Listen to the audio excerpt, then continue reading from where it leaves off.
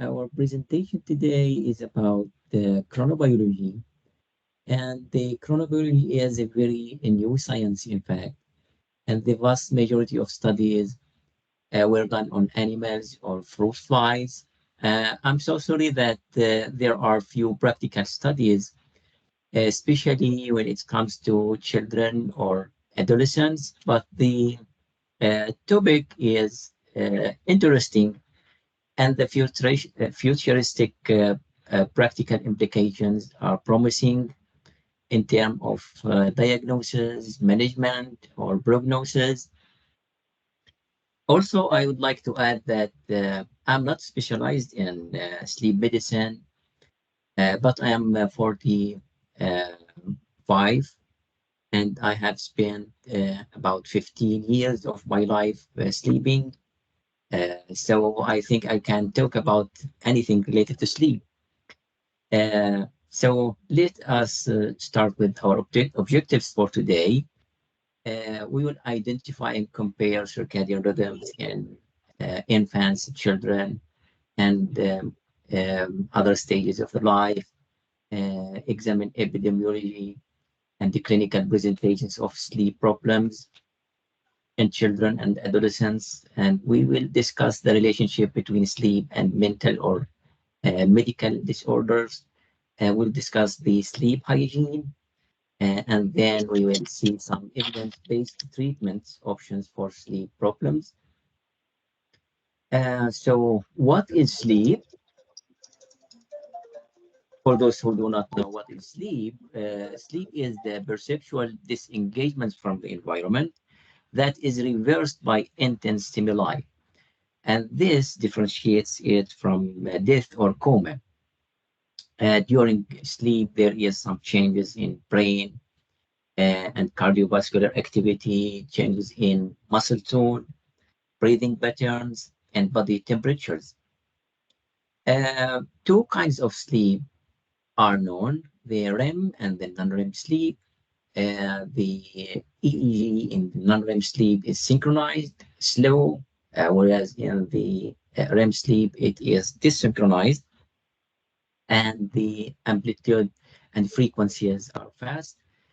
The metabolic activity and the autonomic function during the non-REM sleep is reduced and it is increased during the REM sleep.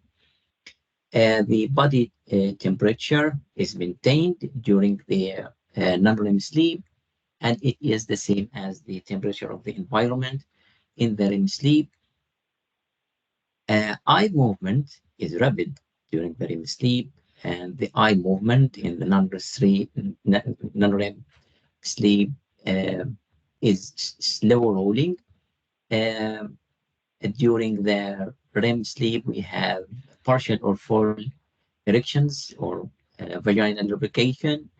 Uh, they are few during the non-REM. Dreams are mainly happen during the REM sleep, and they are rare during the non-REM sleep. The non-REM sleep is defined in infants as the quiet sleep, and on the other hand, the REM sleep is defined as the active sleep. Regarding the activities during each type of the sleep, in the non-REM sleep, we have the sleepwalking, sleep terrors, and during the REM sleep, we have the nightmares. This is a developmental lens about the EEG and the sleep stages throughout the lifespan. The EEG patterns and the proportions of uh, sleep-wake state change markedly across life as a function of multiple processes like myelination, the cortical synaptic density, and the circadian system maturation. Adult sleep pattern is achieved by early adolescence. Uh, neonate, Neonates and infants have shorter sleep cycles, around 50 minutes compared to 90 or to 120 minutes in older children, adolescents, or adults. Moreover, their sleep cycles are characterized by sleep onset of the REM and higher proportion of the REM, about 50% compared with the 25% of REM sleep in adults. REM sleep is declined to 25 in toddlers and children, close to the adult proportion. Slow wave sleep emerges in the first 2 years of the life and accounts for about 30% of the total sleep in toddlers and preschoolers, then declines to 20% or less in older adolescents and younger adults. The proportion of the non-REM to REM sleep per cycle also change across development, and there are multiple brief arousal during the night, usually at the point of REM and non-REM transitions. These physiological arousals are normal but can lead to night awakenings when children are unable to return to sleep on their own. And the medical or mental conditions are associated with different sleep patterns. For example, in autism, the total time of sleep is shorter and the quality of sleep is poor, and stage one of the sleep is predominant. Why do we sleep? No one knows for sure. Sleep may have evolved from the circadian rest activity cycle and may thus represent just a default state. However, it is likely that sleep serves some fundamental function. Otherwise, why should animals sleep for hours, days, or months during which they cannot monitor potential dangers in the environment? Sleep is also universal. All animal species studied so far sleep, from insects to birds to mammals. However, only mammals and birds display non-REM and REM sleep patterns. Reducing or reading the body's need for sleep is impossible. Some marine mammals who may need continuous vigilance while flying or swimming, such as dolphins, have alternating unihemispherical sleep rather than eliminating the sleep altogether. Sleep deprivation leads to an increased sleep pressure, sleepiness, irresistible sleep, and cognitive impairment. And recent Chinese study showed that insufficient sleep is associated with increasing adolescent suicidal behavior, especially in female and younger students. Dreams, not only the royal way to the unconscious, but they are the mental experiences of sleep, happen during REM and non-REM, but mostly during the REM sleep. And another characteristic of dream or dreams is that they are usually missed during clinical sleep assessment. REM dreams can be distinguished from the non-REM ones by being much longer, up to 7 times, more bizarre, hallucinatory, delusional, narrative, and more emotional. We have 2 or 3 more dreamlike experiences. The first one is the dreamlike mental activity, having a hallucinatory, delusional characteristic, and can also happen during wakefulness, especially under conditions of reduced sensory input, like daydreaming. The other type is waking like mental activity, non-hallucinatory, non-delusional, occasionally reported at sleep onset.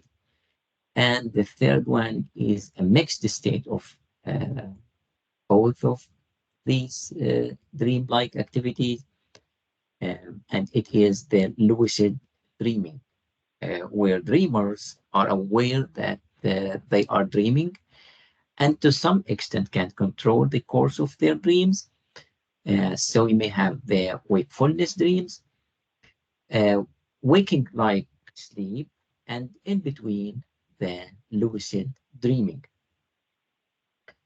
Uh, a connection between sleep and memory was noted a long time ago. For example, after struggling to learn a new piece of music, one will often play it better after a night of sleep. That may suggest that the healthy sleep rhythm can make us understand and predict rhythmic phenomenon such as um, music, math, poetry, astrology, and biology. Does it go the other way around? I mean, does the rhythmic experiences interfere with our circadian rhythm? And the short answer is yes. Examples may include the swinging bed and the hypnotic uh, pendulum. Recently, the importance of sleep and even naps occurring after certain types of learning have been documented in well-controlled experiments. Moreover, recent evidence suggests that sleep deprivation impairs not only the ability to consolidate learned tasks, but also the capacity to acquire new information. Sleep is regulated based on the homeostatic process, the process S, and the circadian process, the process C. The process is built up across the day in response to the increase in sleep pressure caused by wakefulness and decreases during the sleep. On the other hand, uh, the circadian process C for sleep reaches its peak during the later half of the night. Thus, nocturnal sleep onset is primarily driven by the process S, whereas the process C maintains sleep through the later part of the night. The lateral hypothalamic correction controls the arousal and appetitive states, and most of the process is. On the other hand, suprachiasmatic nuclei function as the master circadian clock, and it is the primary pacemaker for circadian rhythms. Uh, in this slide, we can illustrate. Dr. Samadi, yeah. We have a number of folks that are struggling to see your slides. For those, if there's somebody on here that cannot see the slides, can you tell me if you're seeing a black screen or you're seeing just Dr. Samadi? I can see the slides. Okay. I'm just seeing the Dr. Samadi. Just Dr. Samadi's face? Mm-hmm. Okay. Dr. Samadi, it's so interesting where some people are only seeing you. Could you do me a favor and back out of the slide deck? You're on process S, which is slide number 10. Could you back out and come back in and share? I'm hoping that will clear it up. So I'll stop sharing and share it again? Yes, please. Okay. We have some people who can see the slide deck and some who cannot. Gotta love technology. No, I'm sorry for that. No, it's probably the program. Okay, Dr. Samadi has gone out of the slide deck and back into it. And now I am on the slide. Dr. Brax, thank you. Okay. Hopefully everyone is seeing. It looks like we have success, Dr. Samadi. And okay, the slide, the session will be posted to our CPAN YouTube page. Hopefully, if it doesn't get too crazy this afternoon, I'll have it posted by the end of the day for you. So you will get the ability to rewatch this. So Dr. Samadi, my apologies for interrupting you, but I'm going to let you have the floor again. Okay, thank you so much. Thank you for that. So in this slide, we can illustrate the anatomical and the neurotransmitters involved in the interaction between the process S and the process C.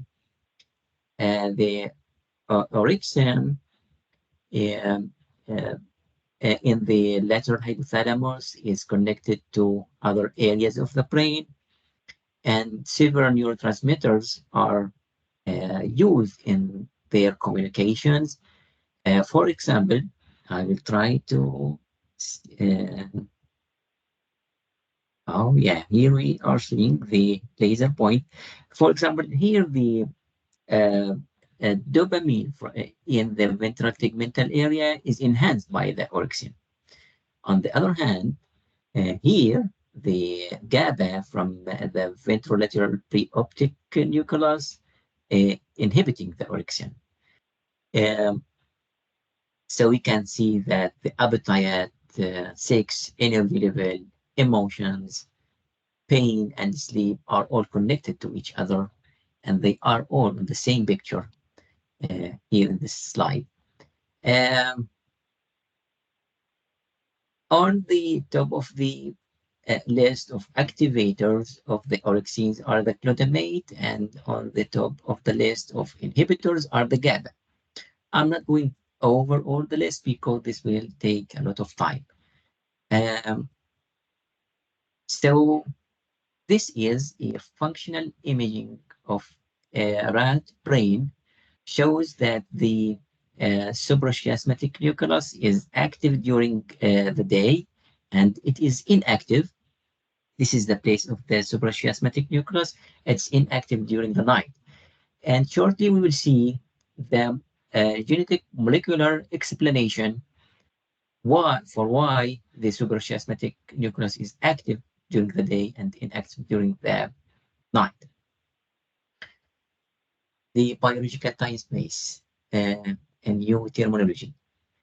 Einstein talked about the physical time space, which addresses stars, galaxies, and the universe.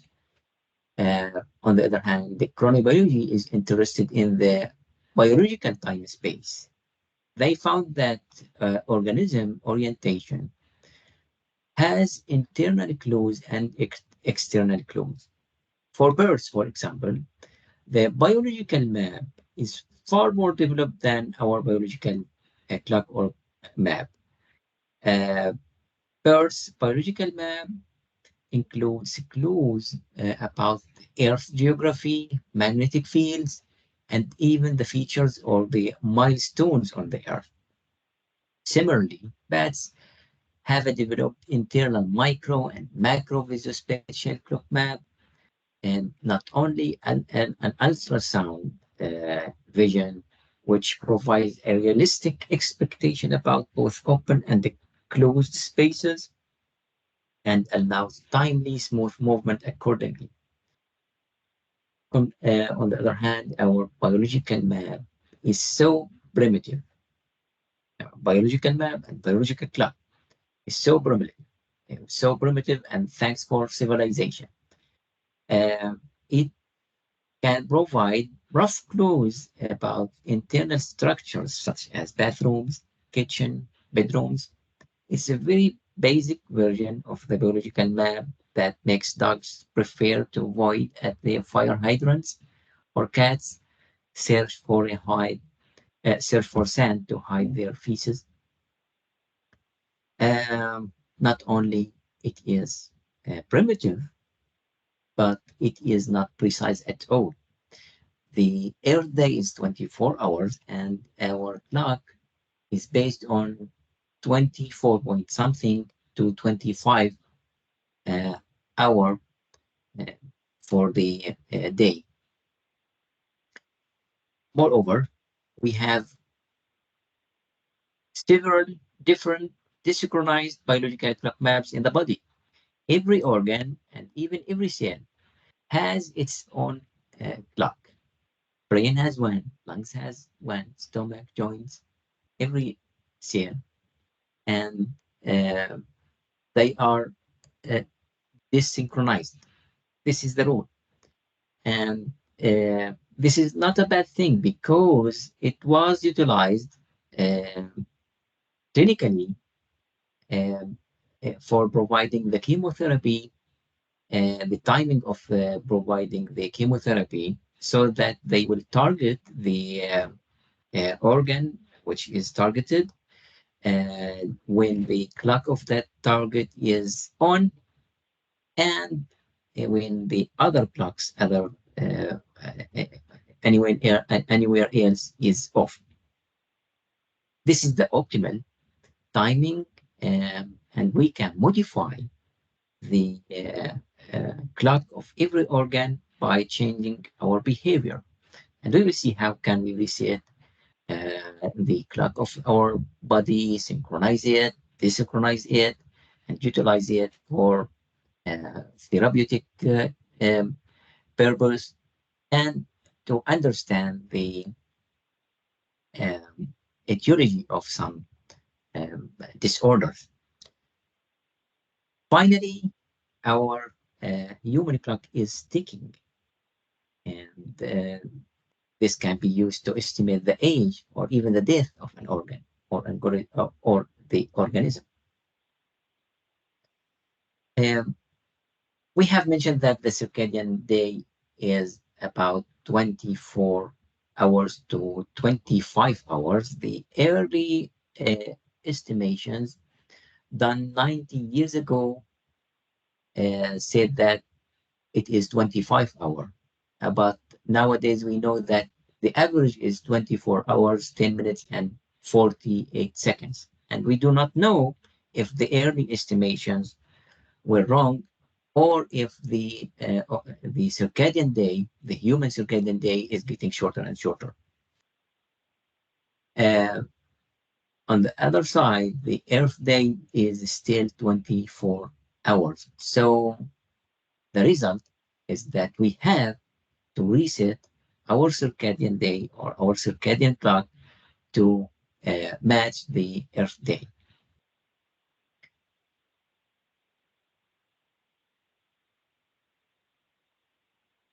So that desynchronization between the Earth day and the human day, and the desynchronization inside our clock.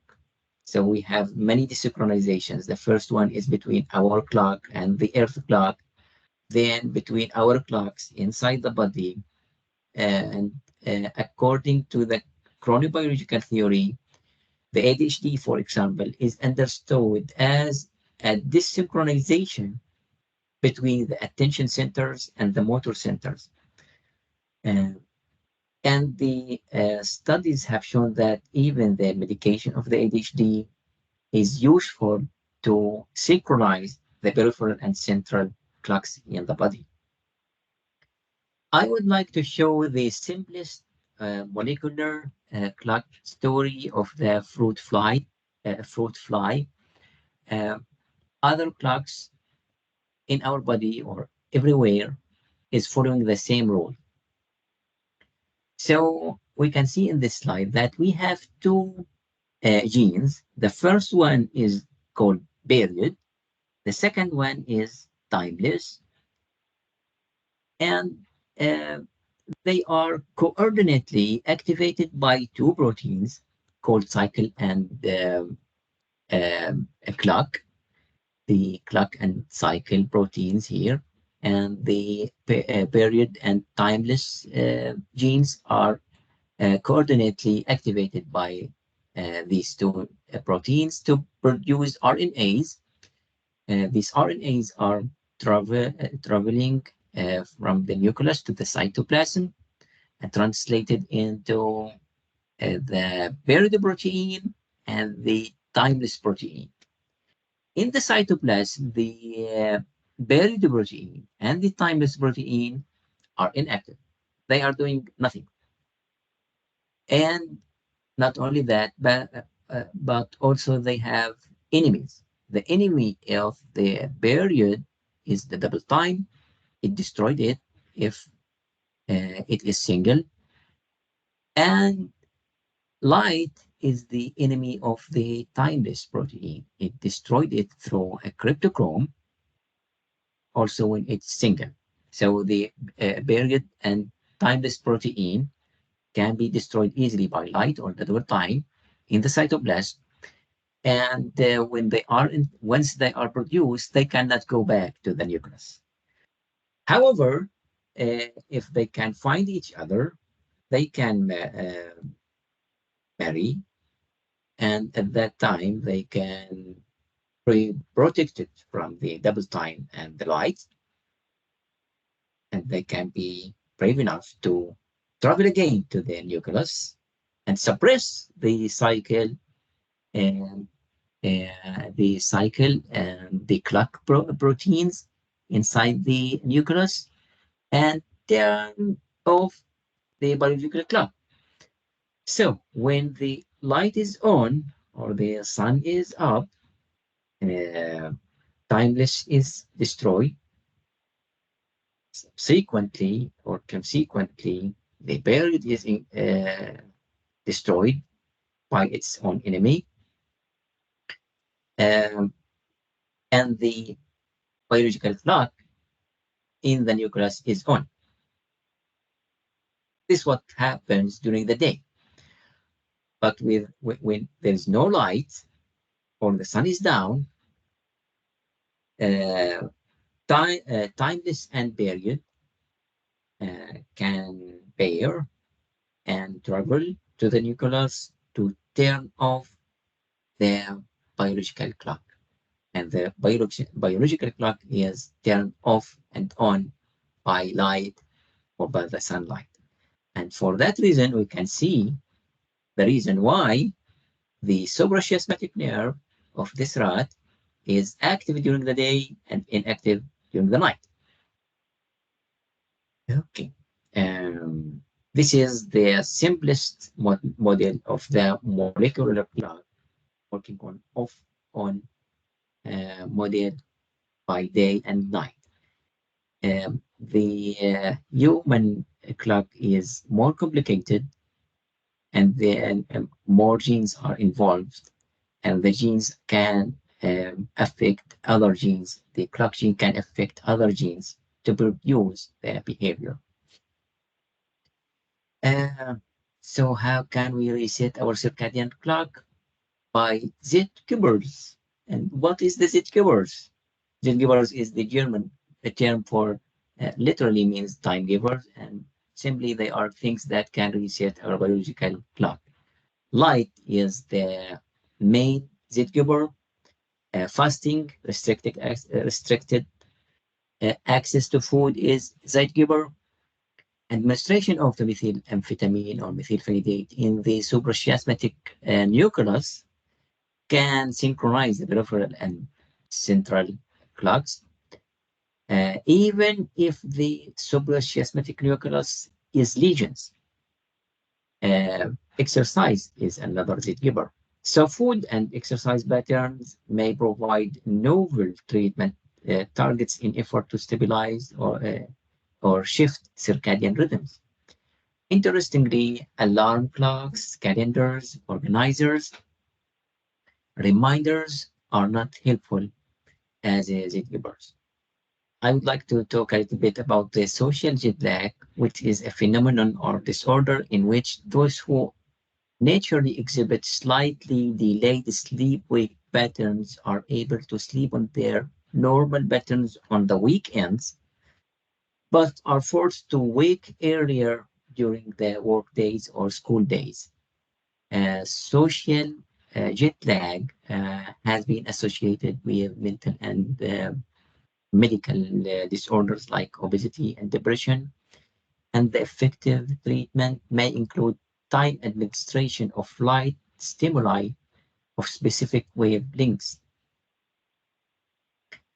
So after that theoretical sleep-inducing introduction, now we can talk about another sleep-inducing slides about sleep in the clinic.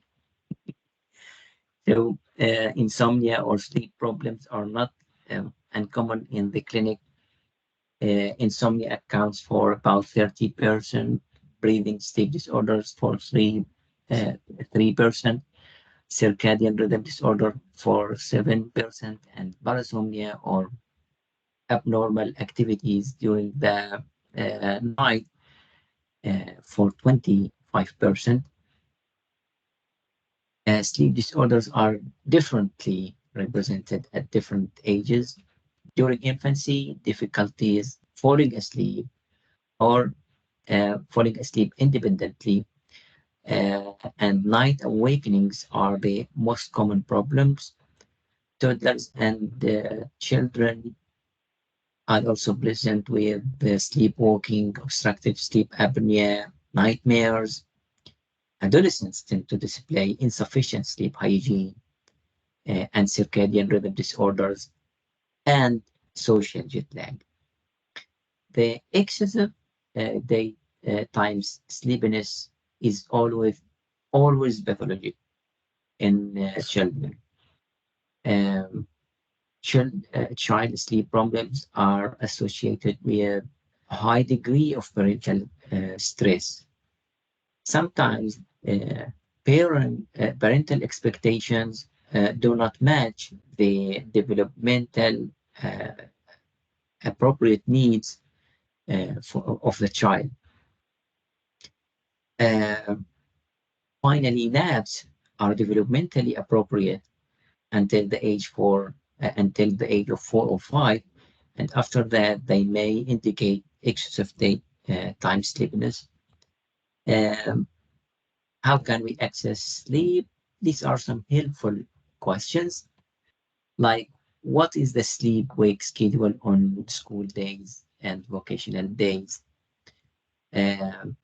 More than 2 hours difference can indicate sleep deprivation. Uh, does the child have a regular bedtime routine? Is it soothing? Is there digital screen exposure within 1 or 2 hours of sleep time? Is there a bedtime ritual? Uh, their regular bedtime routine is associated with better sleep. Of course, digital screens within 1 hour of sleep can worsen sleep because they decrease melatonin secretion. Bedtime environment can be assessed by questions about the consistency. Is bedtime environment consistent? Is it dark, quiet? Is there any co-sleeping, any TVs or computers in the room, any cell phone use overnight? What are the sleep arrangements? With whom does the child share room or bed? Uh, does the child fall asleep in his bed? Is co-sleeping is a choice or a sequence of inability to set limits? Of course, the TV in the bedroom is associated with worse sleep in children. And for that reason, the white noise machines, earplugs, blinds, or eye masks should be considered if sleep environment is inadequate. Um, this is a sleep review of systems that may include snoring, gasping, excessive movements during sleep, restless leg syndrome, abnormal behaviors, enuresis, nightmares, teeth clenching. For example, for snoring, is snoring prominent, habitual, and does it happen even in the absence of a cold or flu? Are pauses in breathing audible? Is the child restless during sleep? Have the parent have the parents noted abnormal behaviors or movements during the sleep?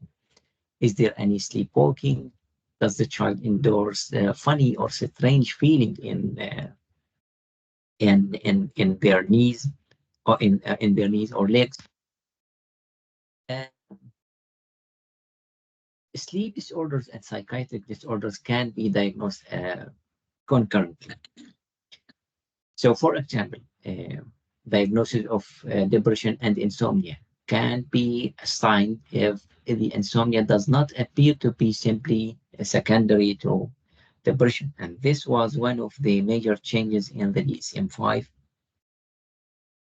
For younger children, the diagnostic classification 0 to 3 can be used. It is a diagnostic system that can be used for infants, younger children, and sleep disturbances have been consistently connected with anxiety disorder in youth, um, and often interpreted as secondary to anxiety. However, the recent longitudinal studies have shown that sleep disturbances are often predictive for later anxiety rather than vice versa.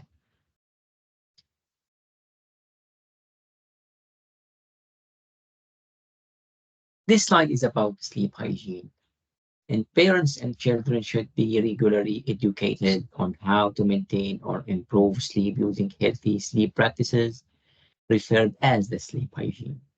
And it should start in infancy.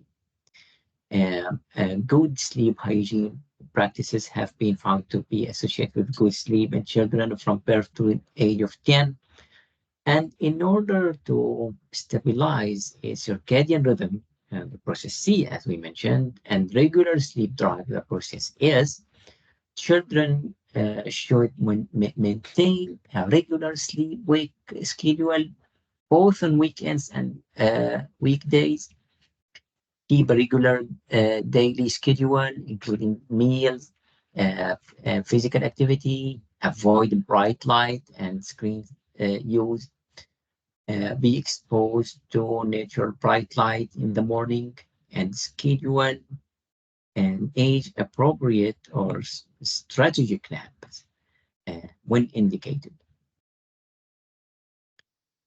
Clinicians should also educate parents and children regarding appropriate sleep needs requirements by age and suggest that an age appropriate amount of sleep should be scheduled in the child day as far as for any other fundamental activity.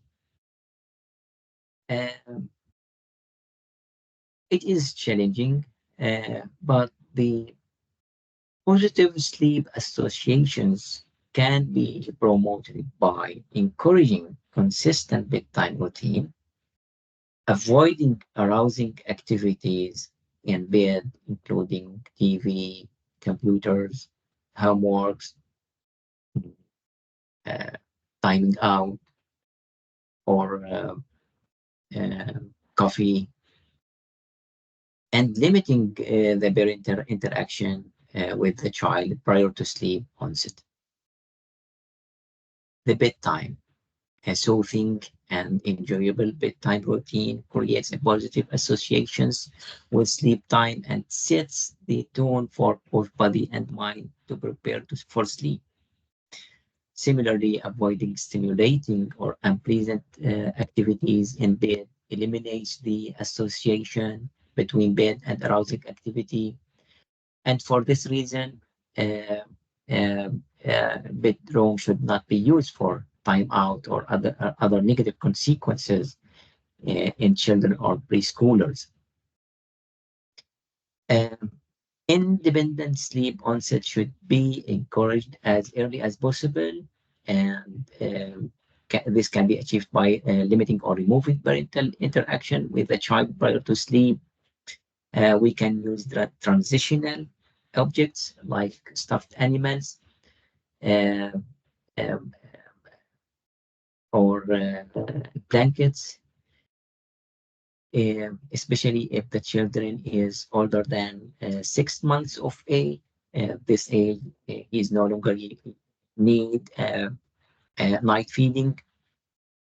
We have to limit the caffeine use before or during the bedtime.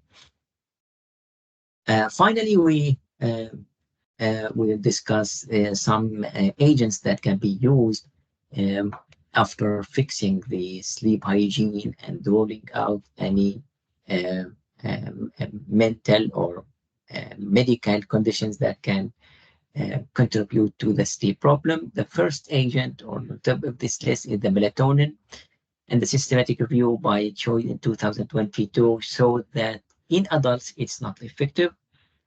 On the other hand, in children and adolescents, there is positive effect on sleep onset, on the quality and the quantity of the sleep. So it can be used as a first line treatment for sleep problem in children or youth after correcting the sleep hygiene and ruling out organicity. Music systematic review in 2022 shows that it has not been studied in children, and in adults. There's no evidence that music is helpful for severe insomnia.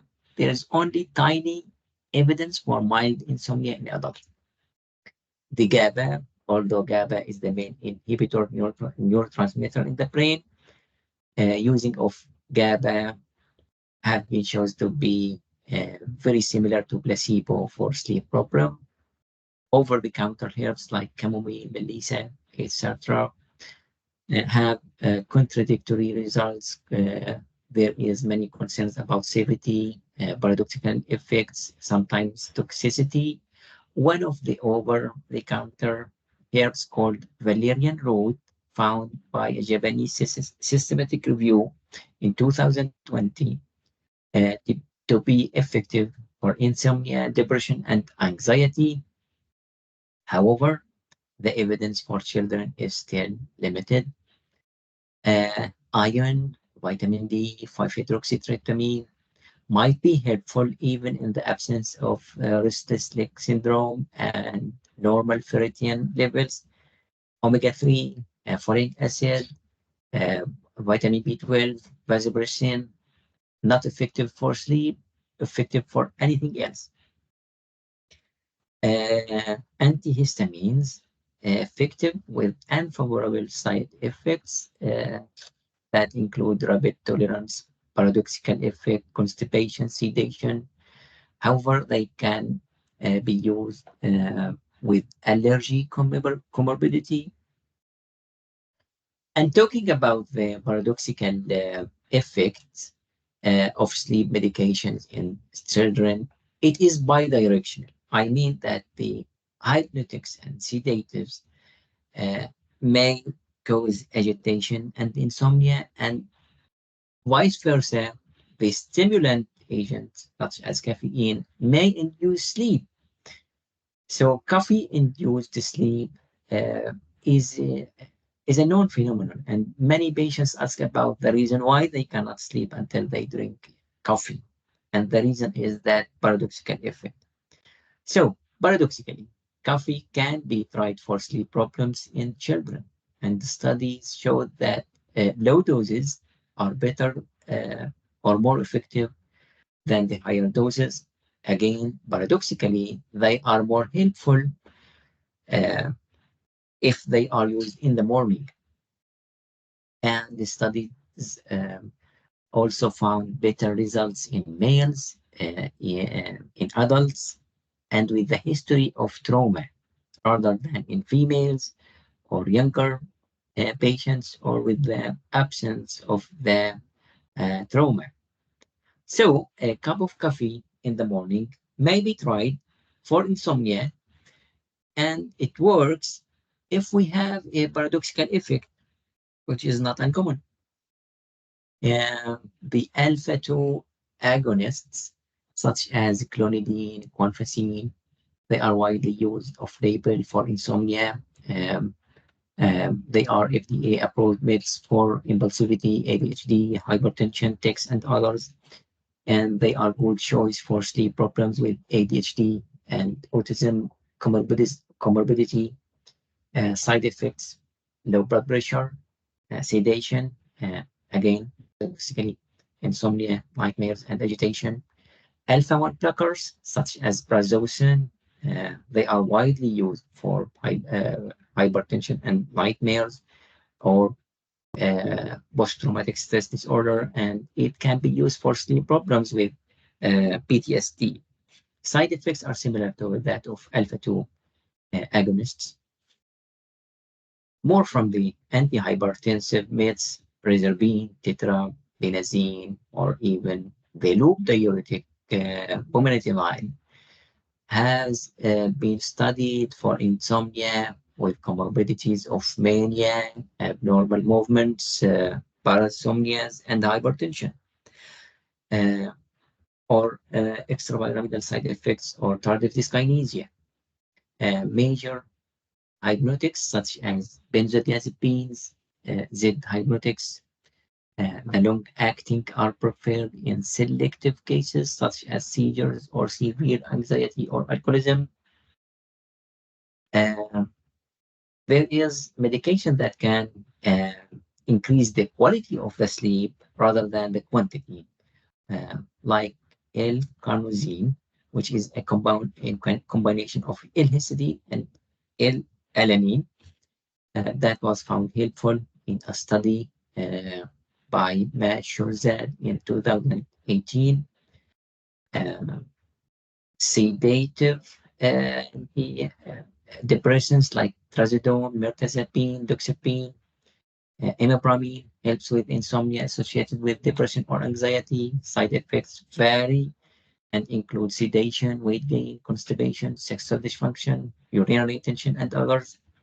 Anti-migraine agents such as Topamax, gabapentin, lamotrigine can be used in selective cases with comorbidities such as seizures or pain. Finally, antipsychotics like risperidone, aripiprazole, haloperidol, chlorpromazine, and others helpful with so unfavorable side effects profile, especially on the long run. They are spared for comorbidity with psychosis, but bipolar, tics, and severe aggression in autism. We have mentioned lights and maybe lectures. Sleep lectures are sleep inducing, and I think this lecture is a good evidence.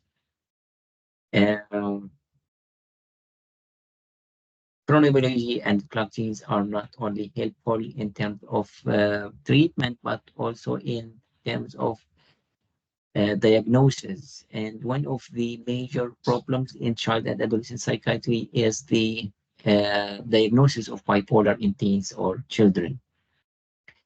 And the clock genes can solve the problem. So we can see that genes, clock genes, like 17-A over T, 15-7C over T, or these clock genes with names like phone numbers, they were found to be helpful to differentiate the early onset bipolar from the adult onset bipolar, because bipolar is a rhythmic phenomena that can follow the rules of clock gene or the molecular clock genes.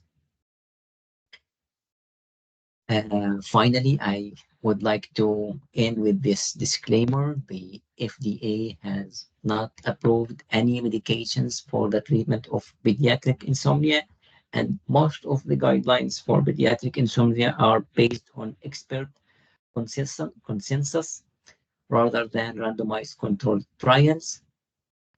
And treatment of sleep should be considered the context of the presentation. Try to include it in a wider syndrome.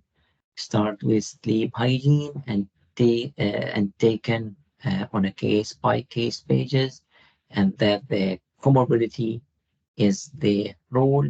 And finally, I think that a lot of secrets of psychiatry is still hidden in the gears of our primitive, inaccurate, desynchronized, multiple ticking biological clock maps.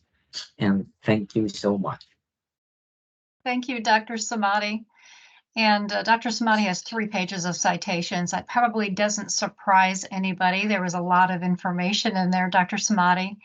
So we do have a question, good question in the chat. And if others have questions, we would love to have you either unmute yourself or add your question in the chat.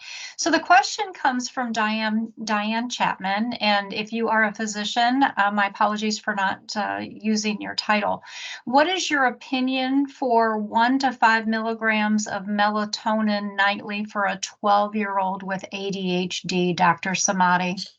Okay, so for the melatonin, the dose or the um, um, doses of melatonin available in the markets from 1, 3, 5, 10, all of them are considered mega doses because the melatonin concentration in the brain uh, is in the picogram, which is one fraction over 1 million of the million of the milligram.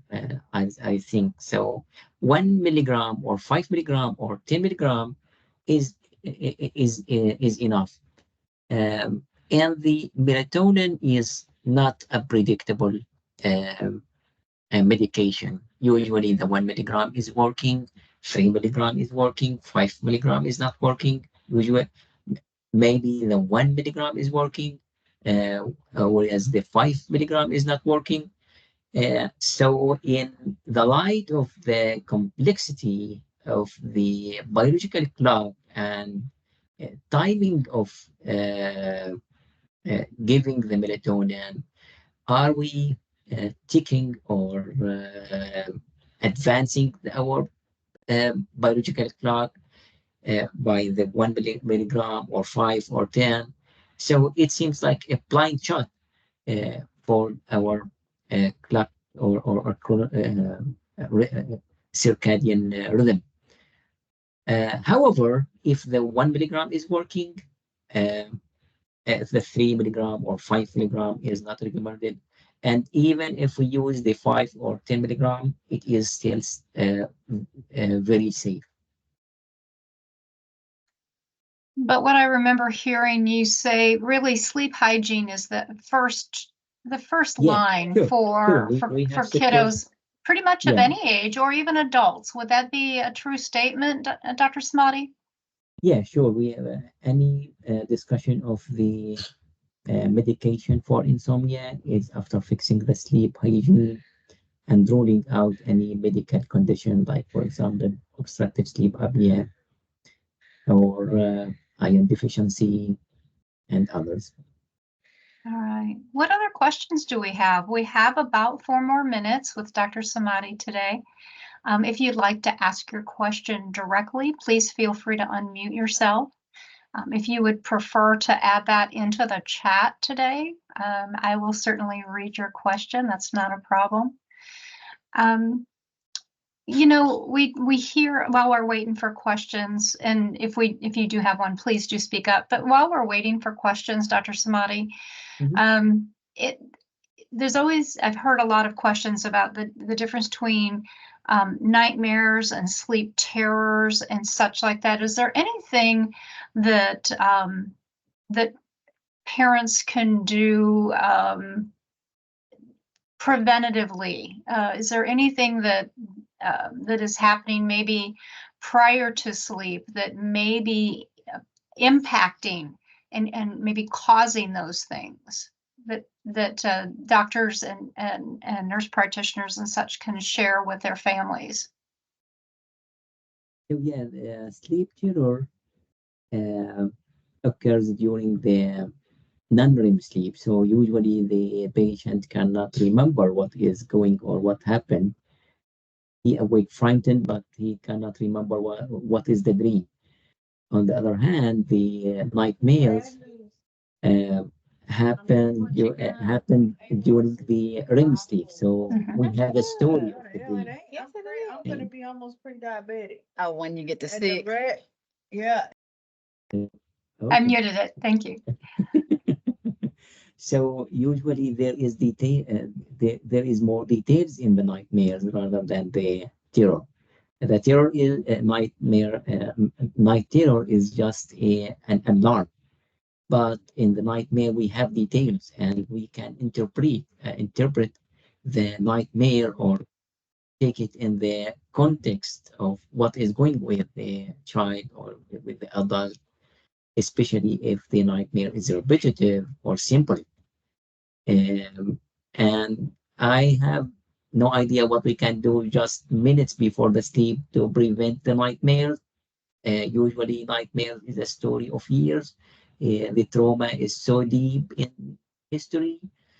So, unfortunately, maybe a cup of milk will not prevent the nightmares if we have a trauma during the infancy or when the child was milking. All right. Thank you very much. On your screen, you're seeing the QR codes. The one you see here is for use with Cloud CME. If you are a physician, a nurse practitioner, or PA, you can certainly use that with the Cloud CME app. You're seeing on your screen now the QR code for NCPD credits for nurses, and certainly nurse practitioners can use that as well. Dr. Samadi, we are just about at the top of the hour here. I want to thank you for your time today and your expertise. As I mentioned earlier, folks, I will go ahead and save this to our YouTube page.